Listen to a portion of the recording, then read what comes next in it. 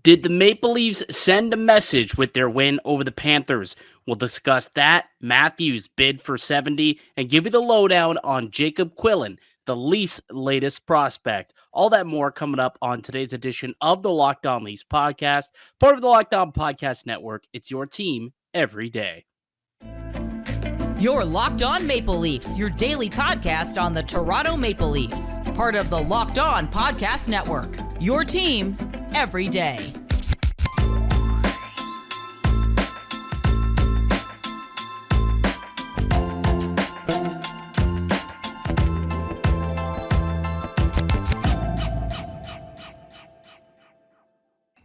Hello and welcome into the Locked On Leafs podcast, a daily Maple Leafs Centric podcast hosted by myself, Mike DiStefano, and my co-host, Dave Morassutti. Today's episode is brought to you by FanDuel. Make every moment more. Right now, new customers get $200 in bonus bets with any winning $5 bet. That's $200 if your bet wins. Visit FanDuel.com/lockedon to get started. If you would have put down a $5 wager on the Maple Leafs to win tonight, Dave, you'd have won yourself $200 in bonus bets. The Leafs survive a bit of a scare, a third period scare. They almost let it slip away from them, but they end up hanging on 6-4. They defeat the Florida Panthers, and now just 4 points back of the Cats for a potential home ice advantage in round one, with only 9 games to go now at this point. 8 games to go, actually, I believe. 8 games to go. So it's the final stretch. What was your biggest takeaway from this game tonight, Dave? I mean, love the start, hate the finish. I mean, in a lot of ways, right? That was kind of my big takeaway. Like you out of the first 2 periods, I was like, wouldn't want to be in the Panthers locker room right now. Well, apparently, whatever happened in the Panthers locker room gave them the kick up in the butt they needed in that third period, but. Entertaining game, very entertaining game. I will say. I completely agree. Nothing I want to see more. I think was it you in the Discord group who said I'd love to be a fly in the wall of yeah. So by the way, we still got the Discord group that is just absolutely on fire throughout these hockey games. So if you're not in it yet, be part of the Locked On Leafs family in our Discord group. We'll put the link down below so you can join it. It is a lot of fun, especially on game days. But I believe it was Dave who said, I'd love to be a fly on the wall in between the second and third intermission. And all I could think about in my head was imagine Paul Maurice just walking into the locker room and not saying anything, Dave, not saying anything, but doing this. I sent that. For those who are just listening to the podcast, I'm throwing up the 5-1. Memory did the 5-1, the one playoff game last year. We were saying 5 penalties to 1, and he crossed his arms. It was 5-1 after the first period. I wish he walked in and did one of those bad boys after the game or after the period. That would have been quite funny if he would have done that. Oh, it would have been hilarious. Paul Maurice. Again, I'm gonna throw it up for those on YouTube that might want to remember that. Yes, that's the meme. 5-1. That's the meme, and that was the score at one point tonight. And I hope somebody did that to them. I really wanted the final score to stay that way because wanted. So did I. So did I. My best bet, I had a parlay that had under 7.5. Didn't work out for me. Oh, that's a but tough anyway. one. Yeah, I mean, obviously, I think you got to love the way things started out for the Maple Leafs, right? They ended up with a 2-0 lead pretty early. Samsonov made some big saves. You got a goal from Auston Matthews there to get him number 61. Then later on, he kind of iced things with number 62. So you love that Matthews continues to score. And, getting multi-goal games at this point really does kind of put him back into that, hey, maybe 70's alive territory. He needs 1 goal per game. He needs to average a goal a game from here on out to hit 70. So whether or not he can get it done, we'll see. But definitely, getting 2 tonight is makes that somewhat alive, I suppose.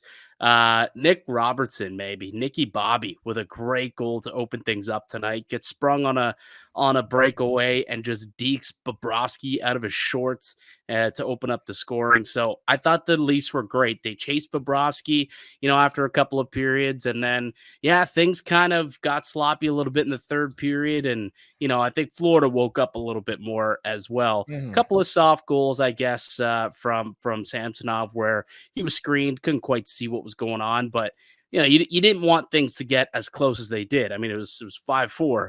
It was 5-1 and then it was 5-4, right? Like before you knew it. So, but luckily the Leafs able to hang on, get the full 2 points in this game.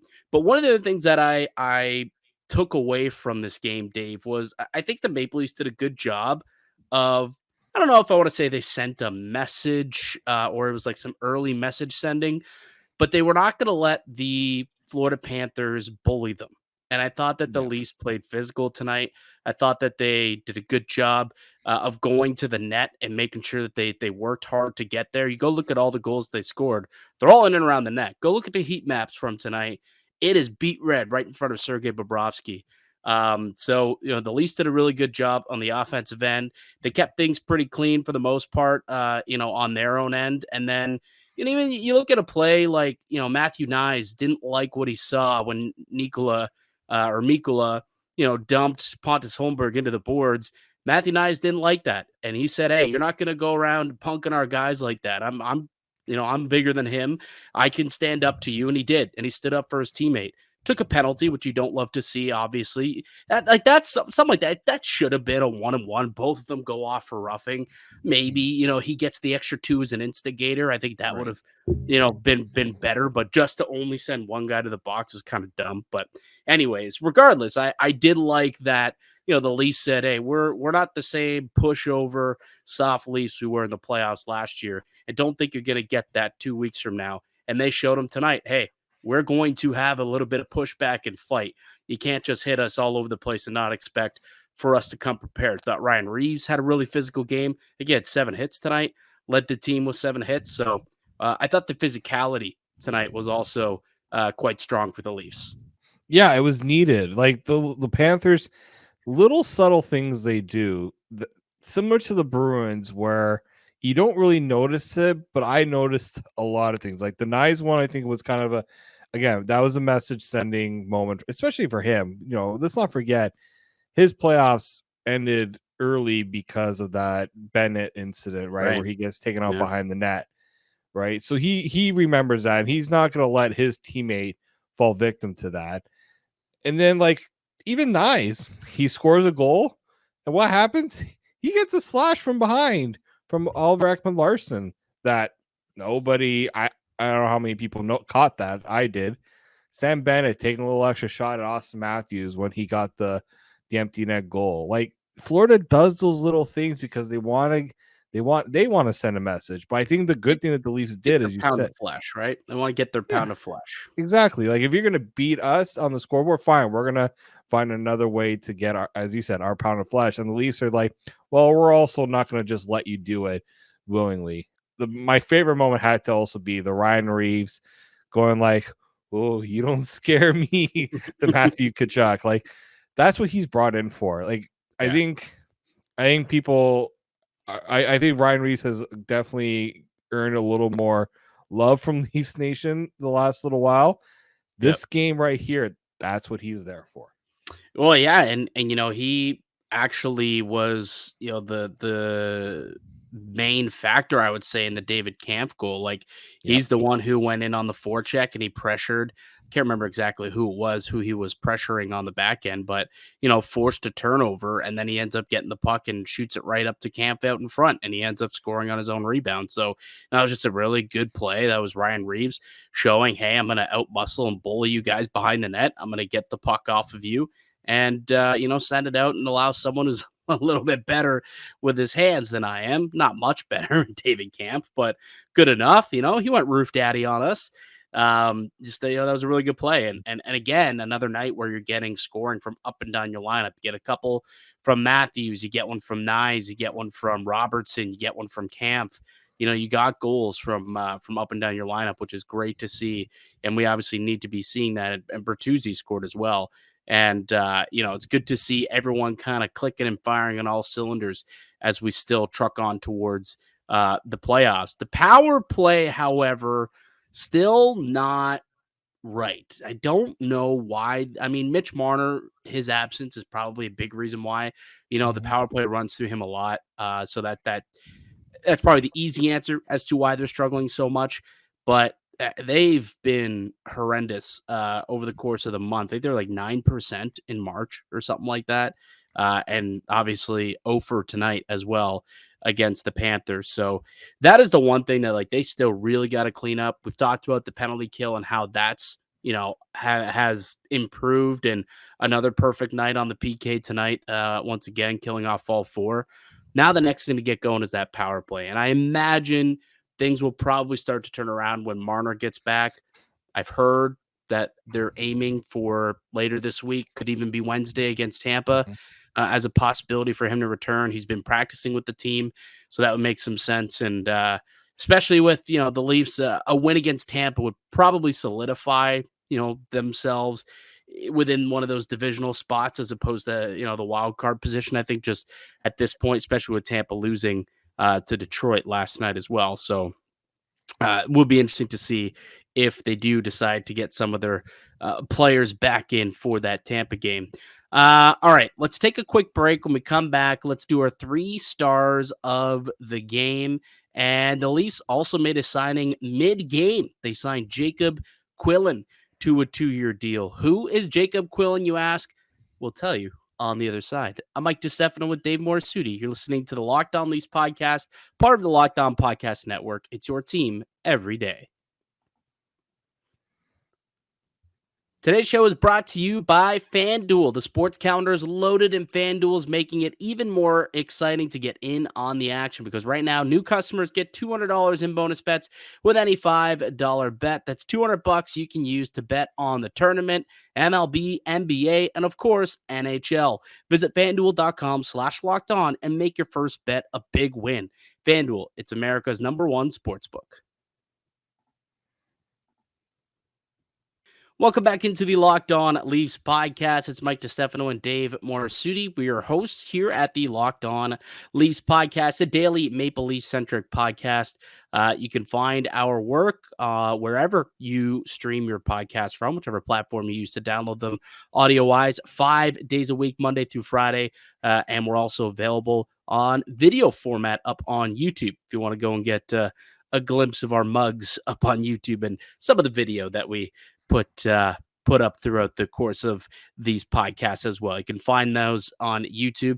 And we are still on the road to 5K. We're about 150 subscribers away. 150 subscribers away. Once we get to 150 to 5,000 subscribers, we're giving away a Leafs jersey. And we want to get it done as soon as possible so we can try and get that jersey out to one of the lucky subscribers before the playoffs. So make sure you do that if you have not already. And hey, be a friend. Tell a friend about Locked On Leafs. Speaking of the Leafs, a dub tonight, 6-4 over the Florida Panthers. They survived a late comeback by Florida.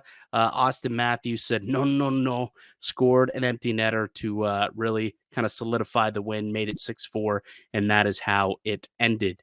As we do after every single Maple Leafs victory, we'll go through our 3 stars of the game. Dave, why don't you kick things off with your 3rd star? I'll give a shout out to Ilya Samsonov. I thought, sure, yeah, he gave up 4 goals, but that game, the reason why it was 5-1 through 2 periods, because he made some big saves. Yeah. Huge saves. Like the one on Bennett, saving down the goal line. Not sure how he realized the puck was there. Made a few dominant saves. Couple he pulled off the goal line throughout the game. Yeah, this was a game, again, another game where the Leafs have a good problem right now. They got 2 goalies that they feel comfortable playing. One that's clearly, obviously, Samsonov. They put him in this game after the shutout, clearly sending a message like, this is our guy right now. Mm-hmm. And he's been lights out. You can't really you can't find any fault in his game right now. And I know some people are still going to be nervous with him. That's fine. But a game like tonight, that's an important one for him, because They got goalied last year against Florida. That didn't happen tonight. They did not get goalied tonight.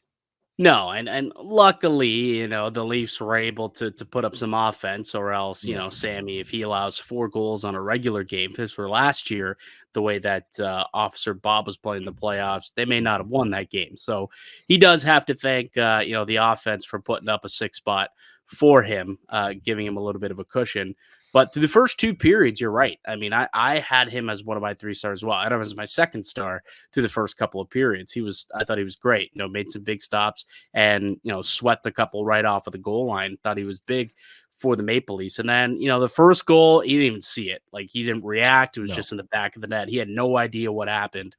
Just a point shot. And, next thing you know, the team in front of you was celebrating. You're like, oh man, there goes the shutout bid for back-to-back shutouts. But, outside of that was good through the first 40. And then third period, the Florida, they really started pressing and, a couple of turnovers and some, poor play by Toronto in the third period. And next thing you know, it was a tight game, 5-4, but ultimately still got the win. And, it was Samsonov with a couple of key saves earlier in the game, which is why, I gave him my second star, I suppose. My third star, I want to give some more love to the penalty kill, because once again, coming up with a perfect night, 4 for 4. They only gave up 3 shots on the penalty kill, Dave. Only 3 shots on goal through 4 penalties. So, they're doing a good job of keeping things to the outside. Florida missed the net on a couple, and there was, some good chances that they had, obviously. But I think whatever Toronto's doing right now, and Samsonov was asked about it post game. So, like, what's different about the PK? Why is it working now where it wasn't 2 weeks ago? And he said he was superstitious. He's like, I don't want to say. I don't want to say what's working now. It's good, and we're happy. We changed some things, and we're happy. The way that Samsonov, the broken English, kind of comes through. But for me, it's like urgency. There seems to be a lot more urgency with these guys defensively on the penalty kill. They're a lot more suffocating. They're attacking players, forcing turnovers, and then just quickly throwing pucks down the ice and going off for a change. We're getting quick changes, which is keeping fresh legs out there. So I don't know if that's a philosophical, difference or change that we're seeing. Connor Dewar is starting to really come into his own on the PK. You're seeing some strong penalty killing from David Camp as well. Like, keep in mind, during this stretch where they struggled, like, they had lost Mitch Marner and lost Calle Yarncroc, 2 of their top penalty killers. Now they're, getting these guys going out there like Dewar. Holmberg's killing some penalties. Bobby McMahon's killing some penalties. Obviously, they're throwing out, Matthews and Nylander at times as well. So everyone's kind of getting, a little bit of PK time. And it's, great now that we've had a few games here where they're stringing together some solid performances. So shout out to the penalty kill. Power play. Yeah, pick it up. Figure it out. Please figure it out. Yeah, the penalty kill. We got kill, one thing going. Get it done. We got to find some balance here now. The penalty kill has been perfect. Power play, not so great. But they always say, right? I think it's Craig Button says this. He's like, the having a weak power play won't kill you, but having a bad penalty kill will. Because if you're allowing goals on the penalty kill, it's you're starting down 1-2-0, right? Whereas on the power play, if you're not scoring, all right, whatever, it's okay. You can get it done at 5-on-5. But you're giving up goals, now you got to climb back a little bit harder. Makes the mountain higher to climb. So hopefully the PK's ready to go. Power play's next up, though. All right, your second star. My second star is I'm going to call it the kid line. Yeah. Robertson, Nyes, Holmberg line. Yeah. It's a good line because, first off, they're scoring goals. So you like to see that, especially Nick Robertson. I think 3 goals in his last 5 games. Mm-hmm. He's clearly found something there. A nice move on Bobrovsky. He even said he kind of knew what Bobrovsky was going to do and knew how to beat him, which that's the benefit of having a Nick Robertson in the lineup, right? That extra offense when you need it. You're going to have to obviously figure out if the deficiencies defensively in his game are going to be worth it for that offense. But again, that line brings energy. I think this Leafs team, sure, do they have a traditional trekking line? No. But a line like that you can throw out there is going to give teams absolute fits. Like Matthew Nyes can be that guy that's going to go in there and forecheck, get you goals, get the puck for his teammates. Holmberg, we know he's a big body.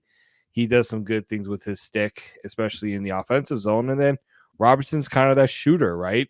That guy you have to account for. So I've liked that line, and Sheldon Keefe clearly tonight wanted to put them in situations. And I think we had a quote that after the game where he said, he purposely, I'll maybe if you want, I know you want to read the quote because you were the one that brought it up, but yeah, well, you just mentioned that he put this line in certain situations, and I think it's really smart to do. Like that's kind of what these final few games are about, is testing guys, and you're really just trial and error. You're gaining information on where you can and can't trust certain individuals. So after the game, Sheldon Keefe said this. He said, quote, "I was going to put that line in some tough spots tonight on purpose and see how they could handle it.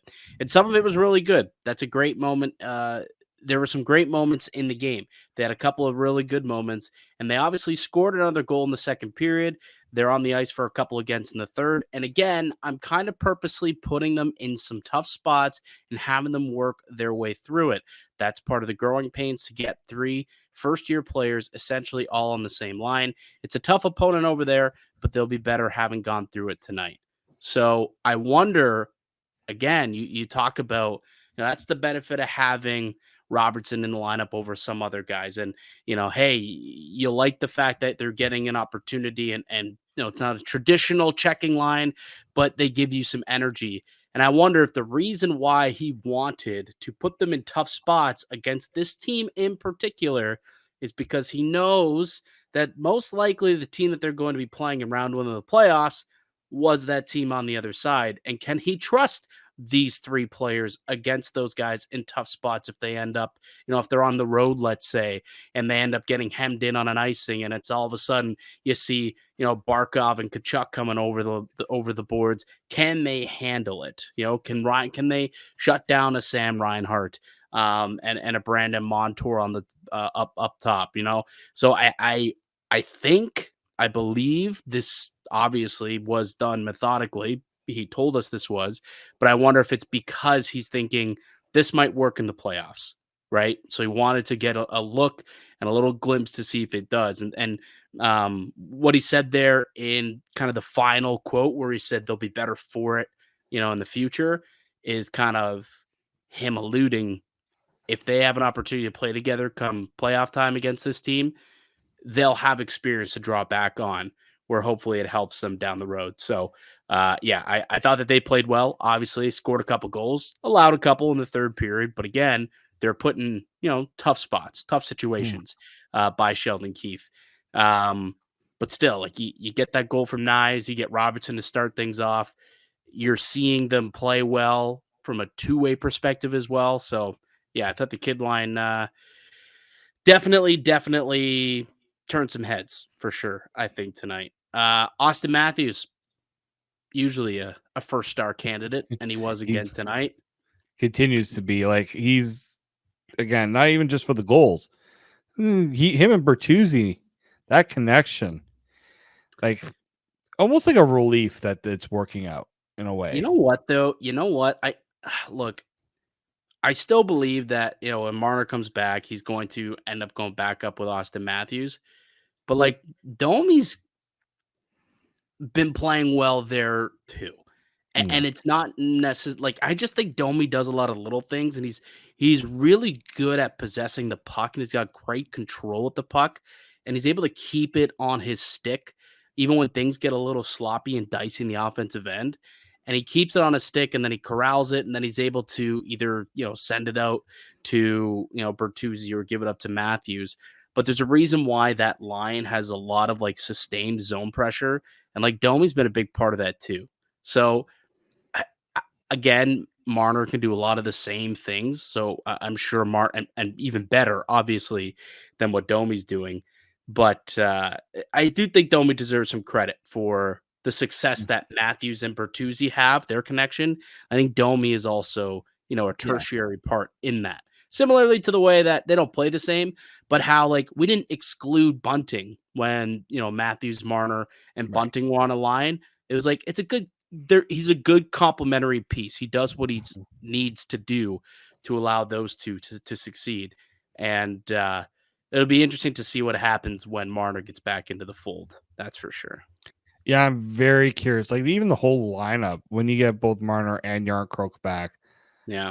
that all change. And like the Domi factor, I think, is going to be interesting. Where exactly do they play him? And like again, Domi is that guy where I want him with Auston Matthews too. I mean, Bertuzzi, him being there is good because he'll also stick up for Matthews if the other team tries to get under his skin or things like will happen in Buffalo. But Domi being up there too, you get kind of the Burton Domi, like the duel there. It just works so well. Yeah, it's like Tucker and Domi back in the day. Yeah. You know? Like I think even like it's not a bad thing if you tell Marner, you know what, we're gonna put you with Tavares and kind of move things around that way. I don't like the Leafs have a really good problem right now in that they're playing so well with these guys out of the lineup, and yeah, the chemistry is gonna change a little bit when they return, but the depth that you're gonna see this team have because these guys have been put into these situations and shown they can do it. Like Auston Matthews hasn't lost a beat. Sure, he probably would have been at 70 goals if Marner was still in the lineup because there was a period of time where it wasn't really working for Matthews. But I still think the depth is key here. And seeing Matthews continue to produce and also setting up Bertuzzi and feeling comfortable. Bertuzzi knows exactly where he needs to be. That goal he scored, that Matthews knew. Going to give it to Bertuzzi. He's going to have a stick in the right spot, and that's going to go in the net. Yep. Yeah. I mean, it's there's definitely a chemistry that's growing for multiple parties on this team. And yeah, when you get Marner and Yarncroc back, it is going to be interesting to see how the lineup kind of gets rebuilt, I suppose, given the way that we're seeing things play out right now. That's probably an exercise for us a little bit later on in the week. We can maybe take a look at that and see if we can, come up with our first game one of the playoffs, like mock lineup, perhaps, if everyone's healthy. So maybe that's something to look forward to a little bit later in the week. All right, let's take one more break, Dave. Let's come back and then we'll talk a little bit about where things sit with the playoff race. A couple of big wins for a couple of teams in the East last night that had a lot of playoff implications, not only for their teams, but also the Maple Leafs as well. So we'll talk about kind of the playoff race roundup in the East. And Jacob Quillan is your newest Toronto Maple Leaf. We'll tell you about him also on the other side. Today's podcast is brought to you by Sleeper. The season is almost all wrapped up, but regardless of where we are in the current standings, I want to remind you that you can win big by playing daily fantasy hockey on Sleeper, the official daily fantasy app of the Locked On NHL Network. Sleeper is our number one choice for daily fantasy sports and especially daily fantasy hockey because with Sleeper, you can win 100 times your cash in daily fantasy hockey contest. All you have to do is pick whether studs like Matthews or McKinnon or McDavid, Crosby, Nylander, whoever will record more or less than their sleeper projections for things like goals, assists, saves, plus minus, and more in any given game. To win a 100 times your bet on Sleeper, you need to correctly predict the outcome of 8 player stats. You heard me, Leaf fans. You can win 100 times your money by playing daily fantasy hockey with Sleeper. So start paying attention and nail your picks so you can start winning big. Use the promo code LOCKEDONNHL. You'll get up to a $100 match on your first deposit. Terms, conditions apply. That's code LOCKEDONNHL. See Sleeper terms of use for details and locational availability. Welcome back into the Locked On Leafs podcast. It's Mike DiStefano and Dave Morassutti with you. The Maple Leafs, there's a clinching scenario tonight, by the way, where the Maple Leafs potentially could end up clinching. So they did their part by beating the Florida Panthers. What was the other thing that had to happen? The Red Wings needed to lose in regulation, which did not happen. Which did not happen. Right. So still not yet clinched, although I guess that would mean that they could probably clinch on Wednesday then with a win against the Tampa Bay Lightning. That probably would solidify things. The magic number probably down to 1 or 2. So I think that'll be something that we can look forward to on Wednesday. That being said, there were some playoff implications on the line in the games on Monday. I mean, obviously the Maple Leafs and Florida Panthers, there were implications in that game where, Toronto and Florida, yes, they're heading towards a round one collision with each other, but home ice is still somewhat up for grabs, and especially so after the Maple Leafs won this game tonight. There's now just a 4-point difference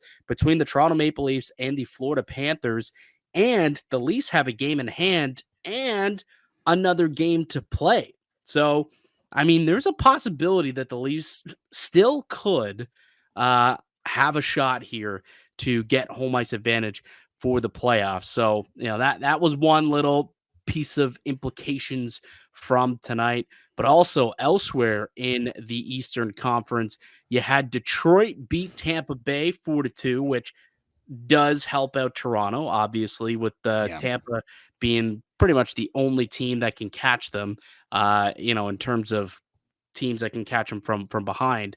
So that was beneficial to Toronto. And then we saw New York, the Islanders beat Philly in overtime, but the pity point, the loser point, put the Flyers ahead of the Capitals for that third and final spot in the Metro with 83 points. The Capitals still, though, technically held the tiebreaker over the Red Wings for the final spot in the wild card. So, man, there's still going to be a wild chase here down the stretch here in the final few weeks. Like, you've got the Flyers, you've got the Capitals, you've got the Red Wings, you've got the Islanders still somewhat hanging around. Maybe the Penguins got to win tonight. Like, they're only 5 points back with a game in hand on Detroit, but they have one extra game played than the Capitals. So maybe, perhaps not. The Devils kind of in the same situation here. Who do you have the most faith in, I suppose? Two of these teams are going to make the playoffs. One of the Flyers and the Capitals, and then whichever team does not win between those two still have a shot to get that second wild card spot. And they'll be battling, I guess, Detroit, the Islanders. Outside shot that the Penguins and Devils still have an opportunity as well. Who do you have the most faith in? The two teams, I guess, who you believe will end up with those final two spots? Yeah, it's tough. Like the Flyers have been so dreadful lately, but I think like the thing is the Capitals, those games in hand, I think are going to come crucial for them.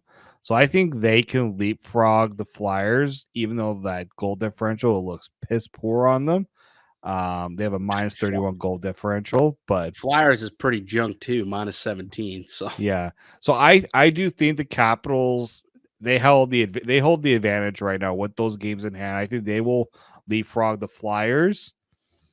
And it's almost like pick your poison between the Red Wings and the Flyers. But I just don't the Islanders not in it for you? No, I honestly they've been bad too lately. I know they got a big win tonight, but for them it might be a little too. I'm not as confident. That's a lot that a lot of ground they'll have to make up for, and their margin for error is pretty much zero right now. So I think it's still the Flyers and Capitals. The Red Wings will hang around till the end, though. I think it's going to be between those three teams, but I still think those two Metro teams take it. Unless Detroit starts to get some goaltending. They did tonight, but they have not been good enough to really give me enough confidence in them.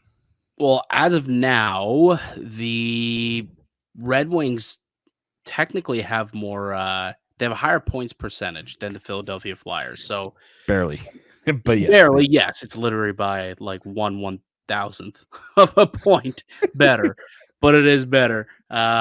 Basically, they got a game in hand. And if they win that game in hand, if they win that game in hand, then the Wings would jump the Flyers So I personally, I think that the Capitals definitely are going to jump the Flyers and they'll claim that third spot in the Metro.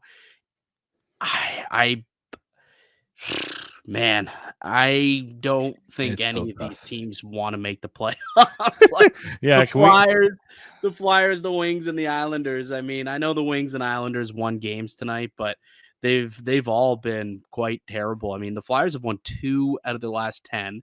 The Wings have only won 4 of their last 10. The Islanders have only won 3 of their last 10. Like no one's going on a streak here at the end of the year to kind of push their way into one of those final playoff spots. Mhm. It's the opposite of what we're seeing happen out west, where we're seeing a whole bunch of teams really push for those final playoff spots. Like the Predators have been one of the hottest teams in the NHL. I know they've lost a couple games, but they've still been one of the hottest teams in the NHL of late. The Kings have won 6 of their last 10. The Blues, who I thought were out of it, but now they've rattled off 7 wins in their last 10 games. So like the playoff races are wild. I mean, and even Dave, like if you look at the league wide standings when it comes to the President's Trophy, like there's still 7 teams within 5 points of winning the President's Trophy. Like it's insane right now how tight the standings are all over the place. Yeah, like Dallas is like very under the radar. Have won 7 in a row and are 1 point Mm-hmm. out behind the Rangers. Mm-hmm. Like They're now, crazy, leading in the Central now.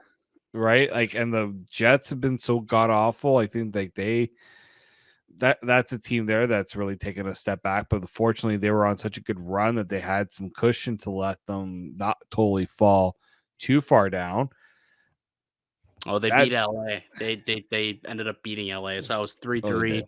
They won 4-3 in regulation. So that's a big win Yeah, for Winnipeg. And that's points that LA's leaving on the board though. it is. It is. This is probably one of the more intriguing playoff races, like in terms of just how much things are not like you can't say for sure. Maybe in the Atlantic Division, you get it's funny. Someone's like, "Well, the Leafs can play the Bruins. If the Leafs finish third in the wild card, they can play the Bruins or the Panthers. They finish third in the division, they can play the Bruins or the Panthers. They finish second in the division, they could play the Bruins, or they could play the Panthers or the Bruins. Like it's almost like the way it all flip flops. It's crazy, but like elsewhere in the league, this has been a very fun playoff race to watch. Yeah. And I know people are like that may actually give a little more fuel to the keep the wild card format around a little bit more, but it's a nice little end that we're gonna have here for whoever ends up clinching the playoffs. Absolutely. And the Maple Leafs can get a big 2 points on Wednesday if they can secure a win against the Tampa Bay Lightning, who's trying to nip at their heels and claim that third spot. But I don't see it happening. I think the Toronto Maple Leaf probably still end up finishing up third in the division. Speaking of the Maple Leafs, they made a mid-game signing. Not too often you see that happen, especially this late in the season, but they signed a college free agent, Jacob Quillan. He's a forward from Quinnipiac. He signed a 2-year deal that'll start next season, but he's going to be joining the Marlies this year. Right away, he'll report to them on an ATO for the remainder of the season. Who is Jacob Quillan, you ask? He's a 22-year-old centerman, 6 foot, 200 pounds. Like I said, just played his past 3 seasons in the NCAA for Quinnipiac. Just had his best season of his collegiate career with 17 goals and 46 points in 39 games. This year, he was named the ECAC Best Defensive Forward Award, which you gotta love to see that.